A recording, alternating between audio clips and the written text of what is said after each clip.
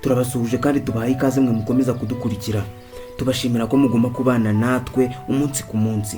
Nemwe baba mbere mu kutubwira ibitagenda neza tukabikosora. Haba hari n'ikigenda neza nabwo mukatubwira ibyo twongeramo kugira ngo gikomeze kugenda neza kurushaho. Uyu munsi nje kukubwira umugabo wabaye ikimenya bose mu myaka yo hambere, Socrates. Niwe bita se wa filosofi. Niwe wavumbuye filosofi ndetse n'andi masomo menshi yishamikiyeho. Uyu mugiriki wabayeho mu myaka yo hambere mbere ya Yesu Kristo, abantu benshi bamufataga nk'umusazi. Biragoye kumva uburyo yarabayeho ngo nawe ubyiyumvishe ubwo wumva ko ari ibintu koko by'umuntu twakabaye uyu munsi tuvuga ngo yari umunyabwenge, yari umuhanga, umwe mu bantu bavuga ko ari mu bahanga ba mbere babayeho mu isi ya muntu. Mwiyo myaka byari bigoye kubona umuntu wibuza ubuzima bwiza mu gihe cy'abagiriki b'icyo gihe. Abagiriki bakundaga ifiyeri, bagakunda kubaho mu buzima bwiza kandi bworoshye. Uyu mugabo yagombaga kubaho neza, yari afite ababyeyi badakomeye cyane ariko nanone batari abantu baciriritse. Ise yari umufundi. Uyu mugabo ndetse ngo bivugwa ko yavutse mu muryango w'abasirikare. Socrates wanze kubaho mu buzima bwiza ngo ubundi mu gihe cya kera umuntu wese yakurikizaga ibyo se yakoraga. Yagombaga kubaho nyine ntacyo abuze, ariko yahisemo kubaho ubuzima bwe bwose mu gice cy'ingunguru. Yabayeho mu buzima bubi, atagira ibyo arya bihagije, abaho nyine kuba yaramutse yiriwe bikaba bimuhagije. Yari afite umugore bivugwa ko yarushaga imyaka irenga 30. Uyu mugore we abantu benshi bavuga ko ari we muntu w'umugome wabayeho mu isi. Abandi nanone bakavuga ko byari ngombwa ko aba umugome kubera ko uburyo yabanagamo n'umugabo we byari ibintu umuntu wese atakihanganira. Uyu mugabo ngo yafataga uyu mugore nk'agakinisho, akamufata nk'umuntu akoreraho ubushakashatsi, nk'umuntu afatiraho ingero zimwe na zimwe, n'umuntu nyine yaburaga akina nawe mu bitekerezo. Yari umugore udashaka kwivuna cyane mu by'imitekerereze, ariko akabana n'umugabo upanika cyane ndetse agafata ubuzima nk'ikintu kindi, agafata ibintu byose, agashaka gutekereza ku kantu kose. Ijambo ryose umubwiye akabanza kurisesengura mbere yo kugira icyo agusubiza. Niwe mugabo washoboraga gusuhuza ati mwaramutse, mumeze mute, mugira amahoro. Agahita gusubiza ati kugira amahoro ni ibiki? Kuramuka se ubundi bisobanuye iki? Wamubwira ati komera urakarama, agahita kubaza byinshi cyane ku iyo ngingo. Byari bigoye cyane kuganira nawe ndetse no gusangira nawe ibitekerezo. Yari umuntu wamaze gutambuka cyane mu by'imitekerereze y'abantu mu isi, agera ku rundi rwego ku buryo byari bigoye kumva ibintu kimwe nawe. Gusa imitekerereze ye yaje gufata hirya no hino mu isi ndetse inavukaho indi myinshi cyane, aho yasigaye abo yari yaraganiriye nabo cyangwa se abo yari yarigishije iyo mitekerereze baje kubikwirakwiza mu isi. Ariko nanone isi mushinja ikintu kimwe, kuba nta gitabo yigeze yandika. Yaravugaga ati ntabwo ngiye ngomba kwandika igitabo, ntabwo ari ngombwa ko ngira ibyo nandika, ntabwo ari ngombwa kuko numva ibintu ariko namwe mubyumva. Nje ngomba kubyumva ukwanjye, nagira ikibazo nkakikubaza nawe ukabyumva ukwawe. Ntabwo ari ngombwa ko twumva ibintu kimwe twese mu isi. Sinagombwa ko nza kugushyiramo ibitekerezo byanjye ngo ubyumve uko nguko. Rero nta mpamvu yo kwandika ibitabo ngo bizahindura abantu. Uyu mugabo yaje gupfa bifatwa nkaho yiyahuye.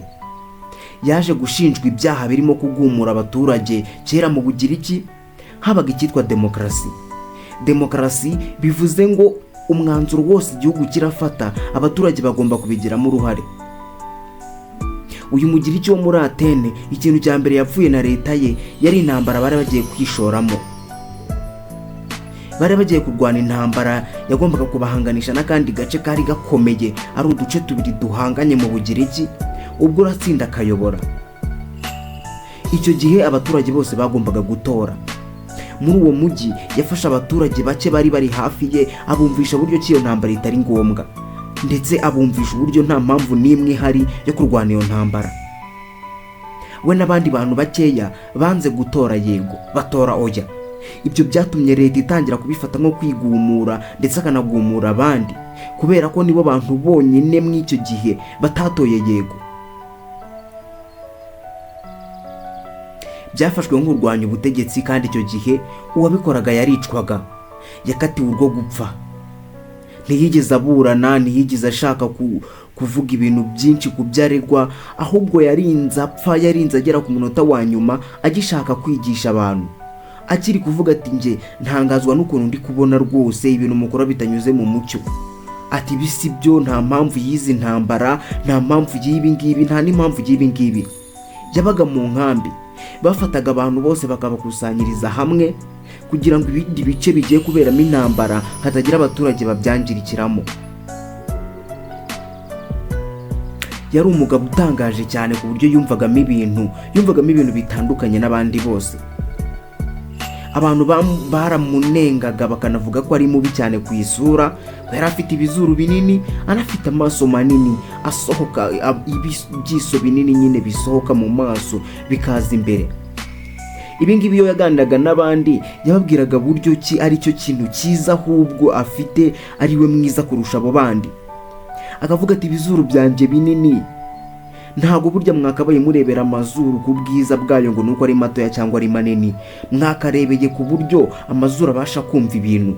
Amazuru yanjye manini abasha guhumurirwa cyane kurusha yanyu, niyo mpamvu ari meza cyane kurusha yanyu. Amaso yanjye asohotse ashobora kureba intera nini cyane rutiya yanyu areba, ngo nuko twanya ari dutoya. Ibyo ngibyo bigatuma abasha kuvuga ko we amaso yari meza cyane, ndetse akaba anateye neza kurusha abandi bose basigaye. Ibyo bigatuma bamwe babona ko ari nk'umusazi. Uyu mugabo yabayeho mu buzima butangaje ariko yishimiye kurusha abandi bose. Abaho we n'umugore we yarushaga imyaka 30, ndetse uwo mugore yanamushinjaga ko yari afite undi musirikari w'inshuti ye, yabashinjaga ko ari abatinganyi. Uwo mugore yabayeho ubuzima bwe bwose nawe avuga ko ababaye, ariko byaje gutungura abantu ubwo uwo mugabo yakatirwaga urwo gupfa bakamunywesha uburozi. Akemera kubunywa rwose, arabunywa arabwinywesha, nta muntu umuhatirije, nta n'umuntu umwendereje. Ibyo yabikoze agikomeza n'ubundi kwigisha abantu. Uyu mugabo yemeye gupfa kuko n'ubundi yumvaga gukomeza kubaho nta kintu bisobanuye.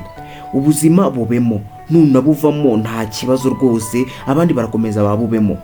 N'ubundi yari amaze gusobanukirwa yuko nta kintu na kimwe kikihari cyo gukora mu isi, nta mpamvu yo gukomeza guhatiriza ngo araguma kubaho. Nimba ari ugupfa ubwo nyine ni ugupfa. Umugore we yamugumye hafi, akomeza kumubwira ati nyamara ushobora kuburana, nyamara twagucikisha, nyamara byagenda gutya na gutya, twatanga n'amafaranga bakakurekura. Ariko umugabo we aravuga ati se wabaye ute, bimeze bite? Nta kibazo mfite kuba ngiye kwigendera, nta kintu bintwaye rwose njyewe, ibyo ngibyo ndumva ari ibisanzwe. Umugore we ntabwo yabyumvaga, yaratakambye ararira, aramubwira turarizwa n'iki? Ati ntabwo mbabajwe no kuba ngiye gupfa, ahubwo mbabajwe no kuba ngiye gupfa abantu mu isi mukirinjije bigeze aha. Umugore we ntabwo yabyumvaga, binavugwa ko ahubwo umugore we yaje nawe kwiyahura akamukurikira. Uyu mugabo yarapfuye, apfa nyine anyweye uburozi, bifatwa nko kwiyahura kuko yari afite uburyo bwinshi yacika aho ngaho. Ariko nyuma yo gupfa nibwo bwa mbere mu Bugereki hari habonetse intwari itari ya gisirikari. Ubundi intwari mu Bugereki yabaga ari wa muntu uzi kurwana ku rugamba akica abantu benshi, ukora ibikorwa bitangaje bijyanye n'imbaraga, nyine ufite imbaraga nyinshi kurusha abandi. Nibwo bwa mbere hari hagaragaye intwari itari ya gisirikare. Uyu mugabo amaze gupfa, ibitekerezo bye byakwirakwiye hirya no hino mu isi. Abantu benshi batangira kumva ko hari ubundi buryo bushya bw'imitekerereze, hari uburyo twakabaye twumvamo ibintu n'uburyo twakabaye dufatamo ibintu. Filozofi yazanye nizo n'ubu ngubu tukigenderaho. Filozofi wumva zirafashwa ahantu hose, zifashishwa mu mashuri, mu bucurabwenge nyine, mu bya gisirikare, mu bya politike, ndetse n'ibindi byinshi bitandukanye. Ni uburyo bw'imitekerereze budategeka umuntu gufata ibintu byose uko abibonye, ahubwo ugatekereza kuri buri kimwe cyose gihari. Buri kintu cyose ugiye gukora ukabanza ukagitekerezaho, ukumva koko niba hari impamvu yo kugikora. Ni ibintu bishobora gutuma twibaza ngo kubera iki tubaho, turi kumara iki hano ku isi. Ibi ngibi bituma abantu benshi babaho mu buryo butandukanye, ku buryo umuntu yiremera imitekerereze ye bijyanye n'ubushobozi bwe bw'imitekerereze, akabaho mu buzima bwe bwite butangaje abantu benshi batumva ndetse badasobanukiwe, ibyo ntibimutere ikibazo. Uyu mugabo ntabwo yigize yumva ikijyanye n'imitungo abantu bigwizaho, yagiye ashaka guhabwa ibihembo byinshi cyane, ariko n'ubundi akabyanga, akavuga ati ibyo ngibyo nta kintu bimaze. Muri kumpa izo zahabu, kunywera mu bikombe bya zahabu, amazi ndi kunywera mu gikombe cya zahabu, nta hantu na hamwe atandukaniye nayo ndanywera mu gikombe cyanjye cy'imbehe cy'igiti nibajirije. Ubuzima yabayemo bwatangaje abantu benshi cyane mu isi, ntabwo benshi babyumvaga, ariko nyuma baje gusobanukirwa neza ibyo ari byo. Hagiye habaho abandi bafilozofe nyuma ye, ndetse n'abo yigishije benshi barimo nk'aba Aristote n'aba Plato, nibo bakwirakwije cyane cyane inyigisho z'uyu Socrates. Abo yigishaga yabigishaga atavuye aho ari, atarinze kwandika, ari ukuganira gusa. Yakundaga cyane kubaza ibibazo, wagira ikibazo umubaza nawe akakikubaza n'ubundi. Hari uwigeze amubaza ati ese nzashaka umugore? Yaramusubije ati ni byiza, ugomba kumushaka nawe ubwo buzima ukabubamo, ariko ukamushaka ufite impamvu. Ibi byumvikanishaga neza uburyo byavugwaga ko umugore we yamukoreshaga nk'igikoresho, akamufasha kumva neza ibintu, gusobanukirwa neza ibintu, akamusuzumiraho imijinya n'ubundi burakari bwose. Iyo yabaga afite ikintu runaka ari gutekerezaho, yajyaga ahunga umugore we akigendera akajya kure, akazongera akagaruka akamusanga. Nguyu Socrates wazanye icyitwa filozofi wumva uyu munsi.